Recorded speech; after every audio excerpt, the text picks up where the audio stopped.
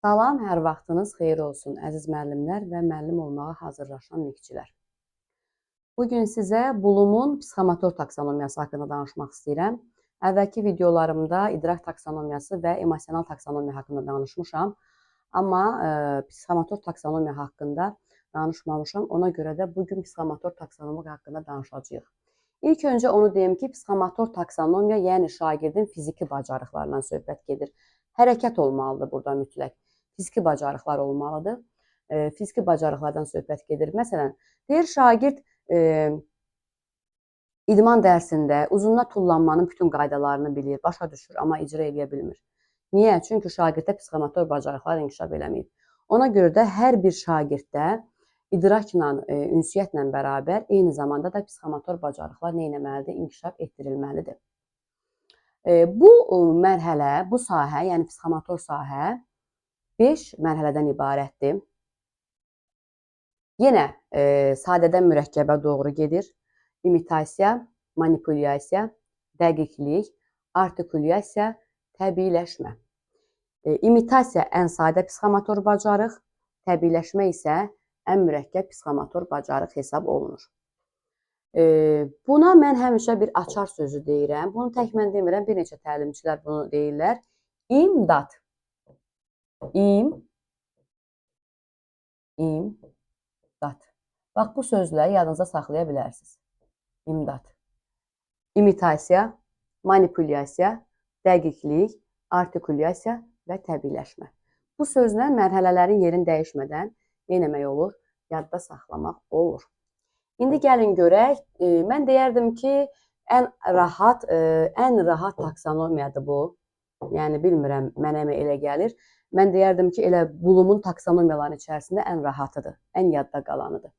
İmitasiyada şagird başqasının hərəkətlərinə baxıb təkrar eləyir. Yəni təqlid eləyir. Vizual olaraq müşahidə edir və onu təqlid eləyir. Bu qeyri-nümunəvi ola bilər. Çünki şagird bunu baxır, özü bilmir axı, baxır, eləyir. Qeyri-nümunəvi ola bilər və ilk mərhələdir fiziki inkişafda. Ona görə də bunun qeyri-nümunəvi ola bilər. Məsələn, deyir ki, müəllim, təsvir incəsənət müəllimi lövhədə alma şəkli çəkir. Şagirdlər də onun elədiyi hərəkətləri davam elətdirirlər, alma şəkli çəkirlər. Nə mərhələsidir? İmitasiya mərhələsidir. Yəni, imitasiya mərhələsində müəllim elədiyi hərəkəti uşaq təkrarlayır. Müəllim rəqs hərəkətləri edir, şagird də ona baxır, təkrarlayır. Nədir? İmitasiyadır. Burada sırf müəllim mi olmalıdır? Xeyr. Burada bunu şagird valideynə də baxa bilər, YouTube-dan videoya da baxa bilər. Məsələn, videoya baxır, videoda olunan hərəkətləri addım-addım təkrarlayırsa, bu da imitasiyadır. Yəni, burada fərqi yoxdur. Əsas odur ki, vizual olaraq görür və təkrarlayır. Buna deyirik nə? Buna deyirik imitasiya mərhələsi. Bir də var manipulyasiya mərhələsi. Manipulyasiya mərhələsində artıq, belə deyək də, manipulyasiya mərhələsində artıq şagird gözü ilə görmür. Şifahi və yazılı təlimat əsasında eləyir nəyisə. Məsələn, uşağa robot alıb gətiririk. Uşaq baxır orada təlimata, o robotu necə qurlaşdırmaq lazımdır. Adətən iqruşkaların içərisində, oyuncaqların içərisində onları qurlaşdırmağın təlimatı olur. Baxır və onu yığır. Bu nədir? Bu manipulyasiyadır. Yəni, orada şəkillərə baxdı, yığdı. Yəni, fizik, belə deyək, bunun icrası zamanı mütləq təlimat olmalıdır. Ya yazılı, ya da şifahi təlimat olmalıdır. Tutaq ki, harasa getməliyik, yol tanımırıq. O, tanıyan adamın birindən soruşuruq, o da bizə səs atır ki, məsələn, get filan yerə, filan yerdən dön filan yerə, filan dükanın yanından dön. Biz o hərəkətləri təkrarlayırıq, səsə qulaq asırıq, təkrarlayırıq. Nədir? Manipulyasiya mərhələsidir. Yəni, əyani gözü ilə görmür, yazılı və şifahi göstərişə əsasən şagird nə edir? Bunu həyata keçirir. Buna deyirik manipulyasiya. Növbəti mərhələmiz dəqiqlik mərhələsidir. Dəqiqlik mərhələsində artıq şagird bir şeyi sərbəst eləyir. Sərbəst, müstəqil. Nə baxmır, nə kiminsə hərəkətini təkrarlamır. Sərbəst, müstəqil edirsə, artıq bu dəqiqlik mərhələsidir. Heç kimin müdaxiləsi olmadan, müstəqil şəkildə bir hərəkətin yerinə yetirilməsi nədir? Dəqiqlikdir. Amma dəqiqlikdə səhvlər ola bilərmi? Bəli, ola bilər. Ola bilsin ki, məsələn, xırda səhvlər olur. Bu da fərqi yoxdur. Xırda səhvlər varsa, deməli, uşaq müstəqil hələ təzə-təzə başlayıb bunu eləməyə. Yavaş-yavaş bunu düzəldəcək. Əgər biz testlərdə görürüksə, bir şeyi tez-tez eləyir, bir şeyi məşq eləyir ki, daha yaxşı eləsin, bu dəqiqlik mərhələsindədir. Sərbəst eləyə bilir, sadəcə tam alındıra bilmir, tez-tez təkrarlayır, tez-tez eləyir. Bu dəqiqlik mərhələsidir. Aydındırmı? Dəqiqlik mərhələsində uşaq çalışır ki, daha ortaya daha yaxşı, daha sərbəst, daha keyfiyyətli məhsul qoysun. Növbəti mərhələmiz artikulyasiyadır. Artikulyasiya mərhələsi mən sanki incəsənət, ingilis dilində art incəsənət deməkdir. Sanki bir incəsənət nümunəsi kimi izah edirəm həmişə. Burada şagird bir neçə fəaliyyəti birləşdirir. Tullantıdan nə isə düzəltmək varsa, bu artikulyasiyadır. Bir mənalı şəkildə bunu yadınızda saxlayın. Məsələn, süd qutusundan quşdamı düzəltdi, uşaq, nə bilim, belə deyək də, dənli məmulatlardan, dənli bitkilərdən gül düzəltdi, vazo düzəltdi. Yəni, bu birbaşa artikulyasiyadır. Bir də ki, bir neçə işin eyni zamanda icrası. Məsələn, uşaq videorolik hazırlayıb. Hər hansı bir işlə bağlı videorolik hazırlayıb. Deməli, orada uşaq həm görüntü qoyub, həm səs qoyub, həm orada müəyyən yazılar qoyub. Nə var? Burada mütləq artikulyasiya var. Yəni, bir məhsulu həyata gətirənə qədər, bir məhsulu ortalığa çıxardana qədər bir neçə bacarıq neyniyib, istifadə olunubdur. Və sonuncu mərhələ təbiiləşmə mərhələsidir. Təbiiləşmə mərhələsi gözü yumulu, bir şeyi düşünmədən eləmək. Gözü yumulu. Deyir ki, uşaq üzü o tərəfə, basketə baxmadan topu atdı, top düşdü basketbola. Bu nədir? Təbiiləşmə mərhələsidir. Şagird klaviaturaya baxmadan sərbəst və səliqəli şəkildə Word-də yazı yazdı. Nədir? Təbiiləşmə mərhələsidir. Yəni, bu iş artıq avtomatikləşib. Bu iş artıq o qədər olunub ki, artıq avtomatikləşib. Bir insan bunu mükəmməl eləyir, gözü yumulu eləyir, sürətli eləyir. Başqalarına baxanda daha səlis, daha gözəl, yəni asanlıqla, zehni gərginlik olmadan avtomatik şəkildə həyata keçirilirsə, bu da nə olacaq? Bu da təbiiləşmə mərhələsi olacaq. Kitabda bu mərhələlərlə bağlı nümunə olmadığına görə mən istəyirəm ki, hər mərhələ haqqında sizə bir dənə nümunə deyim. Deməli, test kitabından istifadə eləyəcəm ki, yadıma düşsün. Elə Time 2024 test kitabıdır bu da.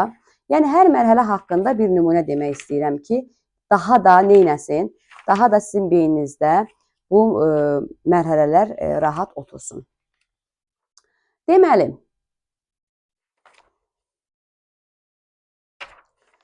birinci başlayaq nədən? Birinci başlayaq əlbəttə ki, imitasiyadan. İmitasiya dedik nədir? İmitasiya dedik ki, müəllimin hərəkətini təkrar etməkdir. Məsələn, imitasiyaya nə fikir deyə bilərik? Deyir ki,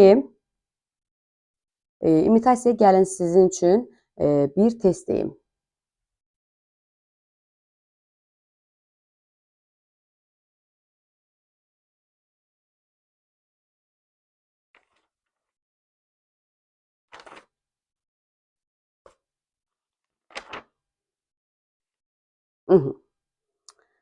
Getdik.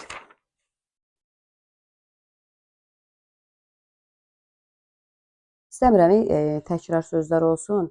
İstəyirəm ki, rəqs haqqında demişdim, burada da hamısı rəqsdir. İstəyirəm daha fərqli bir söz, daha fərqli bir məsələ tapım. Ona görə də axtarıram ki, daha fərqli bir məsələdən misal gətirim sizə. Aha.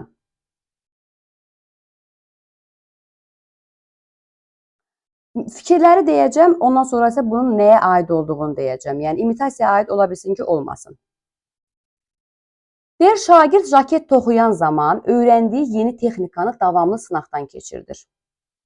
Biz dedik ki, bir şeyi davamlı eləmək. Jaket toxuyan zaman ora naxış qoymağı təzə öyrənibdir, bir texnik öyrənib. Amma davamlı təkrar edir ki, bunu daha yaxşı eləsin. Hansı mərhələ olacaq? Dəqiqlik mərhələsi olacaq. Dəqiqlik mərhələsi olacaq. Çünki şagird nə edir? Sınaqdan tez-tez keçirdir ki, bunu daha yaxşı eləsin. Bu dəqiqlikdir. Sonra deyir ki, yeni aldığı Lego oyuncağını qutudan çıxan təlimata əsasən qurlaşdıran şagirddə psixomotor sahənin hansı inkişaf etmişdir? Biz nə dedik? Lego, bayaq oyuncaqlar haqqında danışdım ki, bəli, oyuncaqda təlimata əsasən bir iş görürüksə, bu nədir? Bu manipulyasiya mərhələsidir. Çünki neynədi şagird? Baxdı və onun üzərində elədi. Aha. Sonra deyirik ki, şagirdlər ekskursiya zamanı yağışa düşürlər. İslanmamaq üçün özlərinə müvəqqəti xarakterli sığınacaq düzəldirlər. Bu hansı mərhələdir? Əlbəttə ki, artikulyasiya. Bəyəm sığınacaq düzəltmək üçün bir dənə mi fizik hərəkət lazımdır? Sığınacaq düzəltmək üçün nə qədər iş görmək lazımdır? Onun məsələn necə düzəltməyi fikirləşirlər, ağac tapırlar, onun üstünü örtməyə bir şey tapırlar. Yəni sığınacaq düzəltmək sadə bir məsələ deyil. Burada bir neçə hərəkət birləşibsə, bu nə olacaq? Artikulyasiya mərhələsi olacaq. Çünki sığınacaq düzəltmək o qədər də rahat məsələ deyil. Şagird tədbir və yarışlarda həmişə sinifi gözəl dizayn edir. Həmişə deyirsə, deməli uşaq artıq bunu sərbəst eləyir, avtomatik eləyir. Yadınıza saxlayın. Burada həmişə sözü sanki sizə açar sözüdür. Həmişə sinifi gözəl dizayn edir və çox sürətlə qısa vaxtda edir. Deməli, şagird hansı mərhələdədir? Təbiiləşmə mərhələsindədir. Çox sürətli və neynədir? Qısa vaxtda həyata keçirdiyinə görə şagird təbiiləşmə mərhələsindədir. İndi imitasiya ilə bağlı bir təkrarlanmamış bir normal sual tapa bilmirəm ki, imitasiyanı elə bayaqdan axtara-axtara gəldik, bütün mərhələləri dedik.